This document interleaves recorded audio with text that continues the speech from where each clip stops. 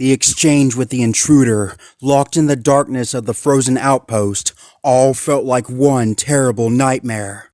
A dream Everest pleaded to awake from and escape the terror that chased her down. She woke up in her bed, gently opening her eyes as her mind awakened. The warm comfort of the cabin enveloped her, a small yawn climbing up her throat as she looked around. She was right in her room, and relief quickly washed over her. Perhaps it truly was just a horrible nightmare. An ease of relief relaxed her body, and she pushed herself out of bed. Ah! A sharp, sudden pain pulled at her stomach, surprising her. It shot through her like a spark, a groaning ache sewing through the flesh of her stomach. Sucking air through her teeth, she carefully lowered herself onto her side, fearing what she would see below her. Bracing herself for the sight, Everest looked down at her stomach. Jagged red lines carved up her flesh, caking the surrounding fur in a sickly dried red. The exact place Everest had exposed to the shards of glass as she fled the outpost. The wounds themselves had closed, but an immense soreness lingered to remind her of the event forever. It wasn't a dream. The sound of a door opening snapped her attention, and she turned expecting to see Jake as a sting welled up in her eyes. Walking into the room wasn't her owner at all. It was a Great Dane with brown fur, carrying a basket of gauze and rubbing alcohol. Taken aback by the new face, Everest flinched. "Who are you?" The Dane stopped suddenly, scanning her with his brown eyes. Blinking for a moment, he sat the basket down and called over his shoulder. "Jake, she's up!" Before she could ask another question, Everest could already hear running footsteps clearing the stairs and quickly approaching. Jake nearly exploded into the room, sliding on the floor for a split second and had to grab a piece of furniture to stabilize himself. Desperation followed him, his expression almost that of pleading. "Everest, are you okay?" he said, kneeling down to her. "What happened to you out there?" A gray French bulldog followed curiously behind him, peeking into the room. She stuttered, leaning back slightly as Jake took her paw. "I don't really know. How did you find me?" "I saw your flare," her owner explained hastily. "You see, that's..." He chuckled to put himself at ease. "That is exactly why I make you carry that thing. I was on the snowmobile, found you almost completely buried in the snow." He kept flinching his arms like he was about to envelop her in a massive hug, but restraining himself knowing how much pain the dog was likely in. "Seriously, what happened to you out there?" Everest had already put too much effort into convincing herself it was all a nightmare, and recounting the events was causing the familiar feeling of panic to return to her.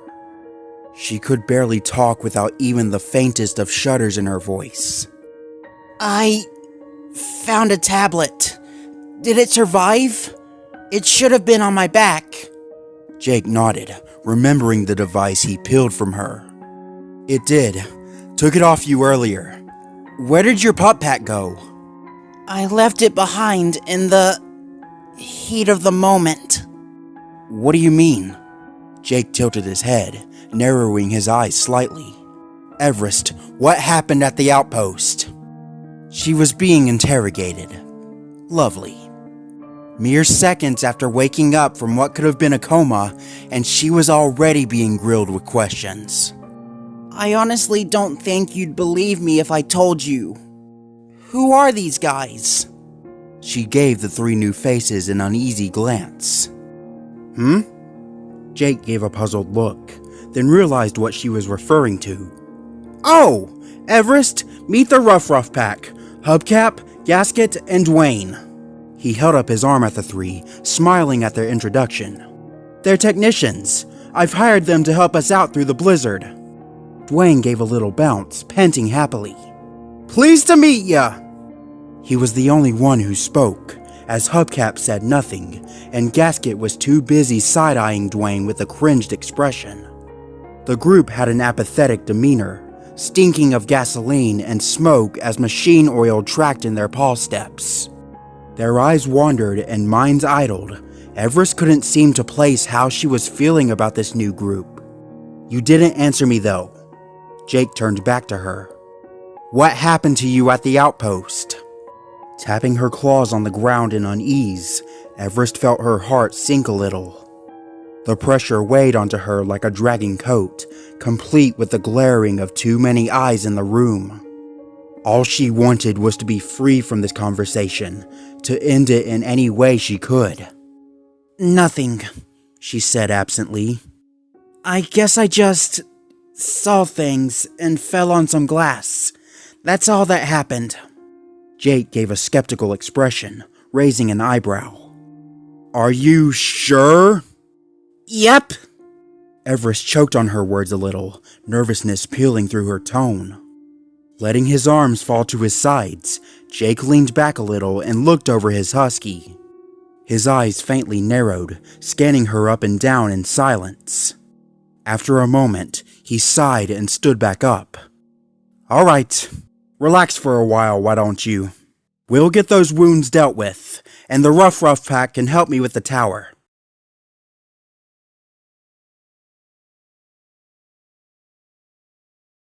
All she wanted to do was forget about the terrible night. Parking herself before the calming fireplace, flickering brightly with its gentle words, Everest clenched a cup of hot vanilla to drown her fears away. A blissful few minutes passed as she was alone with her thoughts, until the approaching sound of footsteps caught her attention. She glanced behind her, expecting to see Jake or the Great Dane she met earlier, but was instead met with another husky. Silent alarm trickled up her spine, a territorial instinct bubbling up her spine. It was clearly another one of the bikers Jake had hired in. Her jacket had caught Everest's eye, her vision trailing up its brown leather. The biker seemed to realize quickly that she was being looked up and down, and her face twisted into an odd expression. "Everest, right?" The new dog spoke, her voice apathetic and dismissive. "Jake's one and only," Everest replied sharply. As soon as the phrase left her muzzle, her mind became puzzled. Why that? Why in the world had she said that of all things?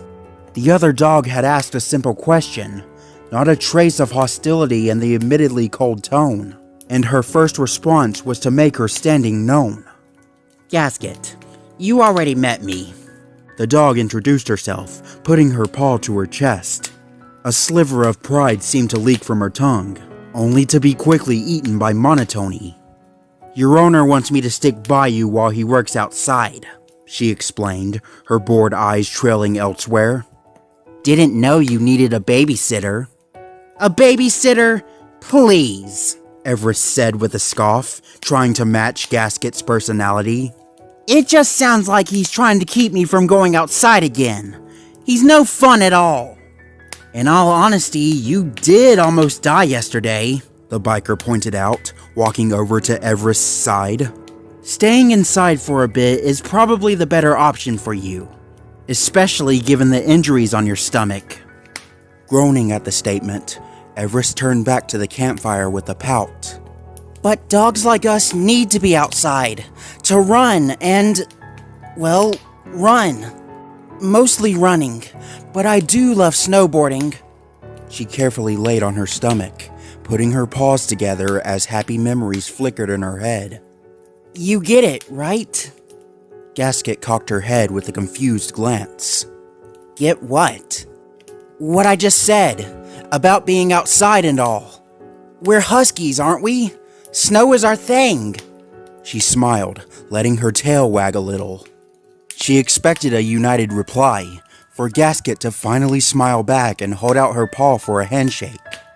Common ground was soon to be achieved between the two of them, and all it would take was a simple fact to pull them together. Her statement echoed in her ears while Everest looked at her paws, before realizing that Gasket wasn't smiling. Quite the opposite. The biker was staring at her with a deadpan expression. "I'm not a husky," she said flatly. "I'm an Alaskan Malamute." Taken aback, Everest looked up in surprise. "Really? You look like a husky. And why else would you be up here in all this snow?" "Okay, first of all," Gasket held up her paw with a stern look, "that's racist. Secondly, I'm here because Jake requested someone with mechanical experience. I would have come up here alone if Dwayne and Hubcap didn't insist on being glued to me at all times. But enough about me. What happened to you up there?" "What?" "At the outpost," she said, pressing the subject as she sat down next to Everest. "You told Jake a bunch of lies, didn't you?" Putting her paws together, a smirk spread across her face. Everest froze, her heart skipping a beat as her body stiffened. A low chuckle filled the air, Gasket crossing her paws. "I've heard of encounters like that. Supposed shadows in the blizzards. I always liked little stories of the type, even if I never really believed them all that much." The husky glanced to the side, pulling an awkward expression. "So, what are you trying to say to me?" "I'm saying there's plausible evidence you saw something real," said the Malamute, leaning forward slightly. Her cheek was gently bathed in the orange light of the fire, deftly flickering along her fur. "And I love a good scary story. I didn't really see what it was." Everest pulled the blanket a little tighter around herself. "It? The thing that cornered me in the outpost. A dog. Or at least it looked like a dog, I guess. But it had this weird face." A grimace spread across her cheeks as she remembered the event. "A really gross smile. I remember my flashlight started acting weird once it was around. I really don't want to think about it anymore." "Well, sounds like every other horror story I've ever heard." Gasket tapped her paw on the floor. "The tales of things that go bump at night. Quite entertaining, though. You sure your mind wasn't playing tricks on you? That tends to happen when you're out in blizzards, and especially in dark outposts." "I could feel it breathing on me, Gasket." The Malamute stared off for a moment as if she was scanning the scratches on the floor. "Well then, I'm not really sure what that could have been then. Maybe some creep living in there?" Waving off the campfire tales, she stood up and looked down on her companion. "Look, I believe you in that you saw something, but I don't think it was anything more than just a freaky encounter. You are alive now, are you not?" Hardening her gaze, Everest stood as well, standing her ground. "It was something, and there was also stuff on that tablet I found. You'll see it all if you get into it." "The tablet's broken." Gasket waved her off. "But Jake's decrypting it on his computer as we speak. It could take minutes, or could take hours." "He knows how to do that?" "Humans always surprise me," said the Malamute, looking off slightly. "One minute you think you have them figured out, then you don't. What did you see on there anyway?" Squinting her eyes, Everest struggled to search her memories, clawing through the fearful episode for finer details. "I remember some names," she said, uncertainty in her voice. "A lot of weird names, nothing that made a whole lot of sense to me." Gasket had no immediate response, looking off and nodding. Her mind drew a blank. She could only shrug as no further words could come to mind. "Well, I wasn't there, so I guess there isn't a whole lot more I can say on this," she said apologetically, then made a motion for the door. "Maybe we should go see if Jake needs anything." "You go ahead." Everest turned back to the fireplace. "I'd like to stay here and forget recent events." "Suit yourself." Gasket turned away, walking out of the room. Once again, Everest was left alone with no one but herself and the gentle crackling of the fire.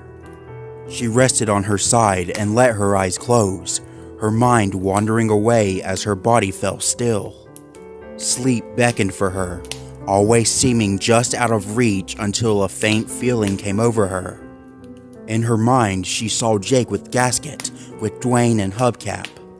She saw herself injured and sequestered into the back room, unable to see action as her wounds chained her still. Heat boiled under her skin as she saw Jake with 3 new dogs, celebrating their success until Everest, the original, was just a memory.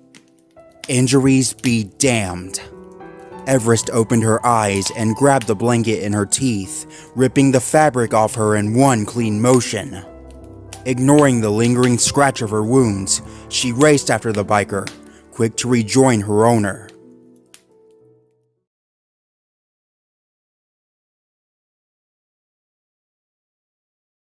The air outside was different. Everest picked up a chill in her fur once she stepped outside, freezing in her step as if the ice had taken her in a millisecond. Looking down, her paw seemingly stared back up at her as frost sparkled on it. Her breathing started to quicken, and her ears drew back from the biting wind. Objects in the environment appeared unfamiliar to her, her mind unable to place herself as dread groped up her legs. "Oh good, you're here!" Jake's voice sounded ahead, cracking in the wind as he trudged through the snow. "We only have a couple minutes to fix this thing before the storm picks up again!" Everest blinked, her confusion fading as her mind realized itself. Gasket and Dwayne passed her by at each side, slightly stepping out of the way as they followed Jake. Taking a small step back, Everest frowned as she tried to understand the feeling that had clouded her. Looking up, she realized Gasket was looking back at her. "You alright, kiddo?" The biker tilted her head, raising an eyebrow at the husky state. "Yeah, fine," Everest said, trying to play it off. She wasn't about to reveal to a dog she barely knew how unsafe she felt in her own front yard. The wind in her vision seemed to take shapes, writhing in their cold, crystallized forms. It circled her with an erratic dance, and Everest pushed through it as she followed Gasket. "It wasn't real," she told herself. "It didn't happen. It was all a hallucination." Yes, that had to have been it. A hallucination. Hallucinations don't breathe. "Where's Hubcap?" Gasket asked Jake as they approached him, standing underneath a tower that had been damaged. Jake had his hands shoved in the electric box at the tower, deep behind enemy lines as he wrangled live circuits and wiring. "I sent him out into the west side of the mountain to set up a beacon," he grumbled, flinching as his fingers cut along the machinery. "I was going to send Everest at first, but after yesterday, I decided against it." A chuckle punctuated his sentence as he tried to lighten Everest's fears with a little joke. It did little to ease the husky's paranoia, evident by her flashing him an annoyed expression. "Is he going to be okay out there?" Gasket said with a twinge of concern. Jake merely shrugged. "He should have enough time to get back here after he's done. At least, I hope so, after he spent a few minutes rambling about some crash site." Everest picked her ears up, facing her owner in the snow. "Crash site?" "Get this. Hubcap stumbled across some burned-up helicopter out in the snow." Jake grunted as his hands briefly got stuck under the electric metals. "There wasn't anything intact we could use to identify it to anyone. Whole thing was leveled. And then he started making up stories of some dog watching him from a distance. I stopped listening after that." Pulling his hands free from the tower's inner workings, he looked up at the satellites above. "Okay, the electric grid's fixed. Now we just need to realign the dishes." Ugh. Everest hung her head in exasperation. "I guess that's why we're out here, huh?" Gasket's eyes widened as she stared up at the structure. "Wait, we have to go up there? How?" The husky beside her was already leaning in with a smirk. "Ever climbed a utility pole? Welcome to tower work." "Climb?" Dwayne said, a twist of discomfort on his face. But I'm not good with heights. Then don't try it, idiot. Gasket flicked him with her tail. I'll go. Just stay down here and do whatever Jake says. A hand was stuck between them, separating the dogs. Hey, be nice, Jake said sternly. This is our mountain, and we're going to be civil up here. Besides, I need Dwayne inside to monitor the tower systems. What do you need me to do? Just watch the screens, and radio me if anything starts looking unstable. I'll fill you in on more details in a second. Just go inside. As Dwayne raced inside, swiftly fueled by a desire to get out of the cold, Gasket and Everest were left outside with the towers. Pulling out pieces of equipment, Jake began filling them on how to use them, but his words were lost in Everest. Her attention had drifted away from her owner, veering off onto the white horizon. An unnatural chill went down her spine, as the wind in the distance carried a cloud of frost through that land. It faded into nothing, crystallized sleet raining around a distant shadow.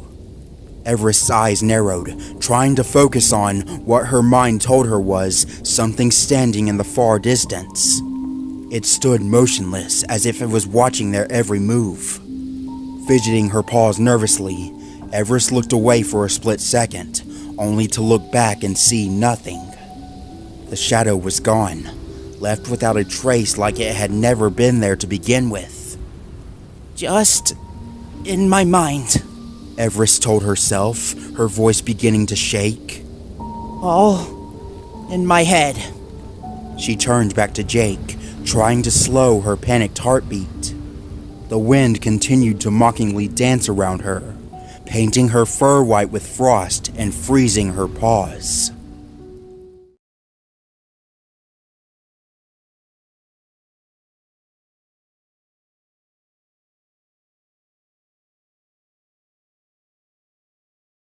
What Jake had neglected to tell Everest was the Rough Pack wasn't only staying for a single day. The Husky assisted in fixing the tower, then simply returned inside, expecting the bikers to just leave in the blizzard while she and Jake put on a movie. She was swiftly taken out of her thoughts with disbelief, as Jake emerged back inside with all 3 dogs in tow. Hubcap had finally returned, news that Jake proudly proclaimed while Everest rolled her eyes. Gasket flashed her a questioning look. Dwayne instantly attacked the first chew toy he saw, and Hubcap wandered off in search of food. Alright, get cozy everyone, Jake said as he pulled his gloves off. The blizzard's coming back down, so why don't we all just lay back for the night? Everest couldn't stop the question from coming out. Are they staying the night?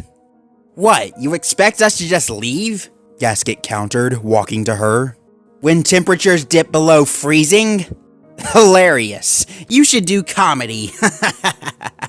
She let out a dry laugh, pushing past the stunned Everest. They did indeed stay, for far longer than Everest would have liked.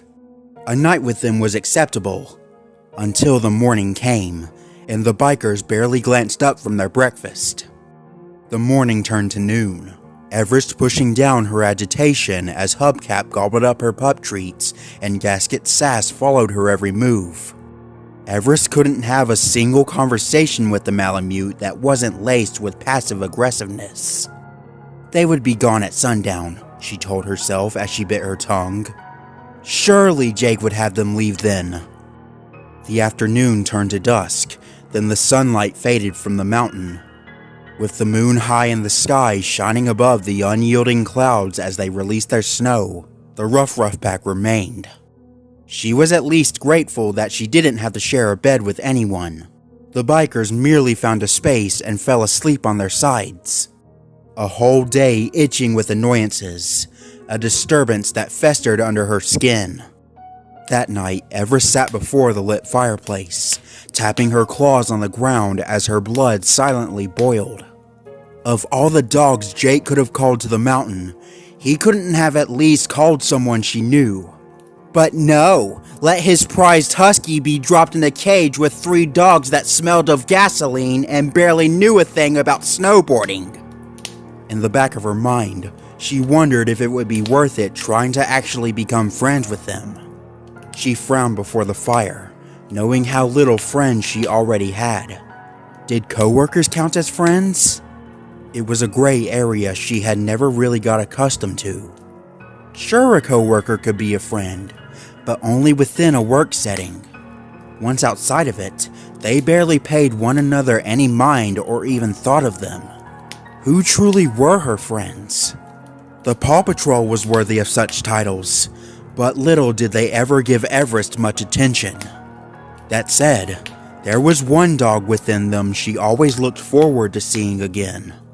The aviation pup, the cockapoo who took to the skies, Sky. Perhaps it was their love for the outdoors that drew them together. Or maybe the twinge of loneliness from being the only girls in male-dominated groups. Or maybe it could have been Sky's outgoing personality that broke the ice of Everest's introverted nature. Either way, they found each other, and were an unstoppable pair when they found themselves together on missions. She caught herself thinking about Sky a lot, her friend invading her thoughts often in moments of loneliness. Even with their friendship, they rarely talked, only brief reconnections the next time they saw each other. Lowering her head and letting out a long sigh, Everest was willing to give anything if it meant Sky could be here instead of the foul biker gang. Jake was busy the next morning, his eyes too fixated on his handheld devices to notice the tense breakfast scene. The urge to strangle someone was incredible as Everest watched Hubcap messily gobble up his meal. The blood boiling under her skin was making it difficult to pull a poker face. Any more strenuous effort, and a vein would probably pop. Gasket could see the whole thing unfolding, watching the husky in amusement. "Everest?" Jake walked in, holding his tablet. "There's news." The husky immediately whipped around, elated she was finally getting his attention. "What's up?" A violent choking sound cut off her sentence, as Everest had blissfully forgotten that there was food in her mouth. Flattening her ears, she gripped her own neck and started hacking up the clog in her throat. Much to the silent disgust of the other animals at the table, she coughed up a chunk of food and gingerly chewed it before swallowing. Dazed by the event, she let herself breathe for a few seconds before gingerly looking up at her owner with an apologetic smile. Jake had his arms at his sides, staring at his dog. "Are you okay?" "Ice or snow, I'm ready to go," the husky said with a weary smile, desperate to be useful again. Okay," said her befuddled owner, looking her up and down for a moment before turning back to his tablet. "Remember the other night when you went out to that outpost?" The color drained from Everest's face. Yeah?" Her heartbeat quickened, uncertainty climbing her back. "Remember how the signal randomly shut off by the time you made it there?" "It did do that," the husky nodded. "I thought it was weird, but there wasn't much there." She hesitated. "Nothing that really answered many of my questions." "Well, when that tablet you uncovered finally finishes decrypting, maybe we'll get some new information," her owner said absently. "It's not done?" Everest exclaimed, astonished at the time it was taking to repair the machine. "I thought it would be finished by now!" "That thing was really busted, Everest. I only had so much hardware to work with. I literally had to fix several pieces of it before I even plugged it into my computer. And that alone was not an easy thing to do.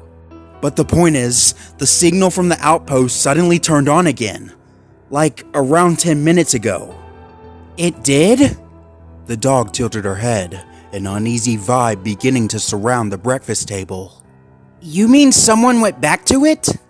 The rest of the animals all raised their heads from their food, their attention now on Jake with piqued curiosity. "Turning one of those things on doesn't take the flip of a switch," Jake explained, his face twisting in bewilderment at the scenario. "There's a whole process. That means whoever did has an extensive knowledge of how to work one. And that is why this is my highest priority now. I want to know who that is. He pointed at the table, quickly counting up the dogs before him. He grimaced, wincing at what he was about to propose. I need someone to go back out there. The outpost? Hubcap said, narrowing his eyes. Isn't that where she got hurt? He pointed a meaty paw at Everest. It was. The husky followed his statement, happy to finally agree with him on something. But still, she wasn't going to fully reveal the details, even if Gasket knew. She turned back to her owner with a confused expression. You saw what happened to me there. Why on earth are you sending me back if I got attacked? I didn't say I was sending you. Jake waved her off, then paused. Looking down at his dog, his expression turned into confusion. Wait, you never said you were attacked? He quickly put it together in his head. You said you fell on glass. Why are you saying now you got attacked? Gasket barely suppressed a chuckle as Everest turned white under her fur. Well... Everest stiffened, her eyes widening as she realized her mistake. I mean it felt like I was attacked. I assure you, I absolutely fell on glass. You could put me on a lie detector for that. I probably, Her paws fidgeted nervously on the chair. I probably ran into a couple of tables or something, you know? She ended her speech of lies with a dry chuckle, praying Jake would believe her. It was difficult to tell with the confused expression he was wearing. Okay then, he muttered, having lost his train of thought. Well, I wasn't sending you. Not after what happened to you there. I was actually planning on sending one of the Rough pack. Hubcap raised an eyebrow at him. You're sending us out in the snow to a location where it's been explicitly stated that dogs get hurt there? He said flatly. It's because we're stronger, Hubcap. Gasket smirked, sneaking a glance at Everest. The husky immediately returned the gesture with a hostile glare. If Sky had been here, she would have raced to defend her at the minute the bullying started. Snapping his fingers at the two, Jake was quick to shut down their quips. Hey, enough! We all work together here, but Everest is in no condition to go out there again. Jumping onto the table, Gasket proudly puffed out her chest. Send me! I'm not afraid of shadows or... bigger shadows. Yeah, send her. Hubcap barely glanced in her direction. If it means I don't have to hear her for the next few hours. Dwayne leaned into the conversation, sporting a wide smile and wagging tail. Can I come? I can do something. I can be helpful.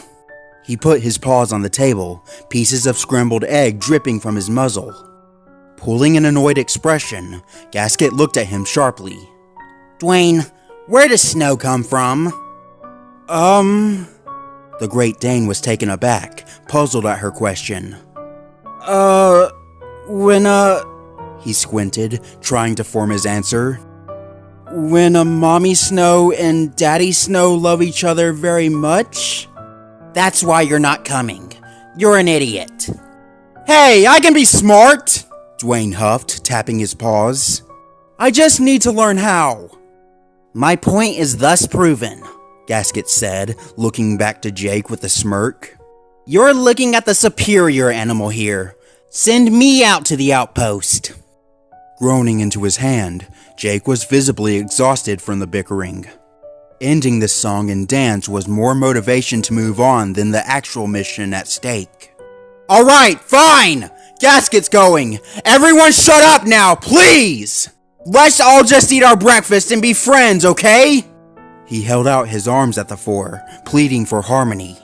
Jesus, you'd think talking dogs would be advanced enough as a species to get along with another. He pointed to Gasket. You, Malamute, follow me. I'll get you set up with your gear. If Sky had been here, Everest discreetly thought in her head, she'd have shut them all up in seconds. She blinked as Gasket's tail whipped her face, the biker walking off with Jake for mission briefing. At least the jerk would be gone for most of the day. She sighed in defeat as she returned to her eggs.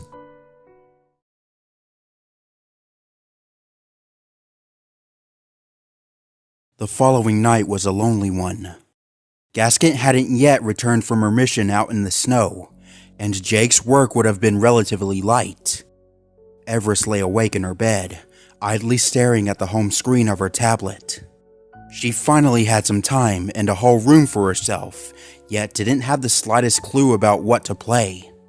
Her eyes flickered across each game she had, mentally dismissing each one as she saw it. She already played that one she mastered, and that one barely interested her anymore. Too easy or boring.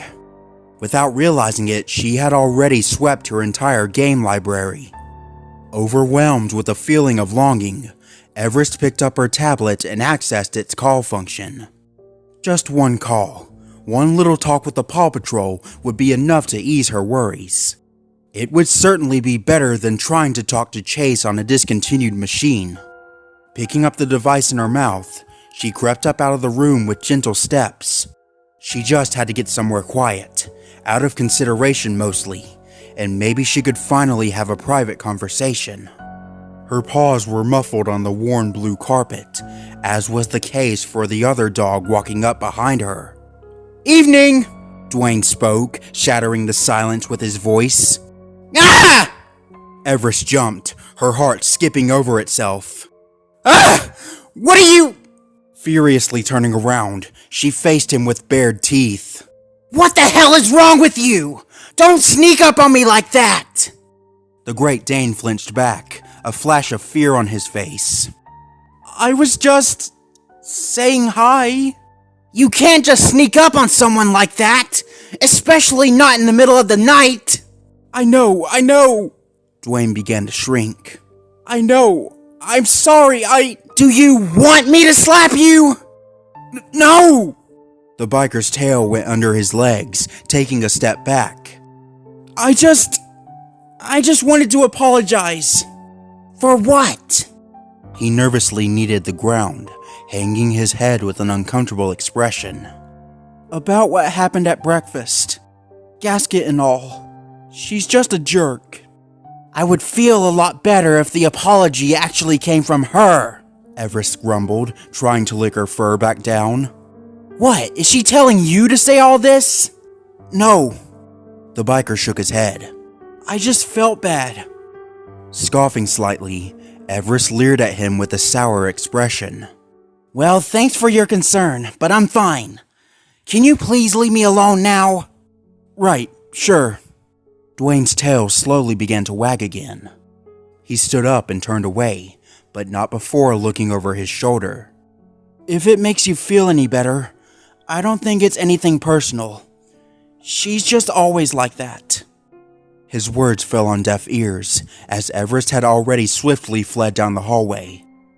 Realizing she was gone, Dwayne stood alone for a few seconds and frowned. Sighing to himself, he sadly walked back to his bed. Pushing open the door to an unused back room, she was met with a stench of old carpet and hardwood. A mess of unused ski equipment was tossed to the corner, doomed to gather dust until someone gave the time to fix their imperfections. At least now she had some privacy, letting the tablet fall from her mouth to the floor. Sitting down and making herself comfortable, she accessed the call function and pulled up the screen of contacts. She didn't talk to many over the phone too often, usually because it required having groups of friends in the first place. Sky was the first contact Everest called, tapping her name on the screen. The tablet buzzed to life as it sent the call, Everest sitting patiently as the glow of the screen illuminated her frown. Silence encompassed her as she sat alone, surrounded by her own thoughts and mind. The line suddenly went dead, something Everest wasn't too surprised about. The call was missed, or likely declined entirely, much to the Husky's disappointment. "She's probably busy." She shrugged off the crippling loneliness as she scrolled through other contacts. Perhaps Chase could talk again. she told herself upon seeing his name. Maybe she could get some answers about the happening in Adventure Bay. She called Chase and waited, tapping her foot on the floor impatiently. Seconds passed her by, agitation bristling her fur as she stared at the tablet. The call suddenly declined, coming to an abrupt end as Everest sat in surprise. It hadn't been ignored or missed. Chase had actually declined the call. What? She muttered, feeling hurt as confusion sowed in her mind. Why did... Fine. None of the other Paw Patrol members were picking up either, each one going to voicemail and sinking her heart further. At first, she was angry, annoyed, and demanding an understanding of why no one wanted to talk to her. By the next call, it turned into desperation, a hollow feeling growing in her chest as she silently pleaded to hear someone's voice. The last contact was a dog named Zuma, a chocolate Labrador who worked as a Coast Guard. She didn't talk to him often, or really had any interaction at all with him, so Everest was expecting another dead end. Figuring she'd at least go through all 6, the husky lowered her ears as she apathetically tapped Zuma's name. The ringing of the tablet was lost on her, her eyes wandering up the frost-covered window on the wall. Gazing through the layer of snow, her mind aimlessly drifted into the unknown. Her thoughts were filled with uncertainty, echoing static clouding her head with the unknown. A feeling of hopelessness began to slowly arise. A voice came through the tablet. Hello? Huh? Everest snapped out of her thoughts, looking back down at her device. Hello? I already said hello. The voice said absently. Who is this? Zuma? Yes, that's me. Who is this? It suddenly clicked in her head. Everest quickly recollected herself, realizing that the call was actually answered. Zuma, hi! Sorry, She laughed nervously. It's Everest. Sorry, I didn't think you'd actually answer me. Zuma's voice came through again, completely devoid of any joy or excitement. Everest, this really isn't a good time. Right, I understand, the husky said quickly. I know you guys are busy. Can you tell Sky I called? The Labrador went quiet for several seconds, almost making Everest wonder if he had hung up. Yeah, I can, He hesitated, voice sounding uncomfortable. I can tell her you called. The dissonance in his voice was drawing her concern. Is everything okay down there? We're fine, Everest, but some things have happened. Zuma said, grimacing in his words. A lot of things. Big things. Things that we aren't really sure what to do about. Look, it may be a while until you hear from me again. There's just a lot going on down here. Concern flashed over Everest's face, leaning closer to the screen a little. Well then, can I talk to Sky? If you guys are going away, I at least want to know when... No! Zuma cut her off almost immediately. Sky, He winced. you just can't right now. Why? Is she okay? Goodbye, Everest. Zuma growled, sounding like he was about to end the call. Wait, no! She almost barked. Just tell me. I can help. Whatever's going on, I can help. Zuma, please, just tell me what's going on. She completely stood up, staring down at the tablet as desperation flooded her voice. I never get to do anything around here. No one ever lets me. A thought came over her, flicking her eyes to the side for a moment before she tried a little something. Just like how no one ever lets you do anything, right? Zuma went quiet. I never see you out there, on the missions with the rest of them. She pressed the subject. It's always the same dogs. I've almost never seen you, Zuma. How often do you actually get picked to help them? No response. Everest began to grow concerned as she wondered if this was crossing the line. To an extent, understand you in a way. Do you ever feel alone? I know I do. She hung her head slightly. Even with these new dogs here, I don't know any of them. I just wanted to talk to Sky, the one friend I have over there. And if she's going away for a mission or something, I'd really like to know why. Her words trailed off, an audible sigh leaving her. So can you please tell me, what's going on? She sat alone in silence for what felt like hours, until Zuma finally spoke up again. Everest, you should probably sit down. The husky cocked her head, then lowered herself back to the ground. Okay, I'm sitting. A feeling was beginning to climb her, a hollow, sinking feeling. Everest. Zuma could be heard taking a deep, shaky breath, great agony bleeding from his words. Sky is dead. It was then that Everest froze, her mind shorting out as his words echoed within her. Body going still, Everest stared forward as she completely stiffened. You're... She could barely speak in her disbelief. You're joking! I really wish I was. The lab muttered in a defeated tone, his voice drained of hope. She's dead. Chase shot her in the lookout roughly half an hour ago. Every memory Everest had ever shared with her dear friend flashed through her mind in an instant. Confusion froze her step, disbelief spilling from her. What? Why? Why did he? She sputtered, her voice cracking. Tears filled her eyes as anguish screamed into her mind, an overwhelming sense of panic fogging her thoughts. What are you talking about? Why did he shoot her? Why would he? Zuma snapped, barking into his microphone. I don't know! I don't know, okay? His voice broke for the faintest second, quickened breaths leaving the dog as if he was forcing back tears. Something is really wrong with Chase. There's this military organization called the ACG that's been starting shit around town, and Chase just revealed that he was working with them under our noses.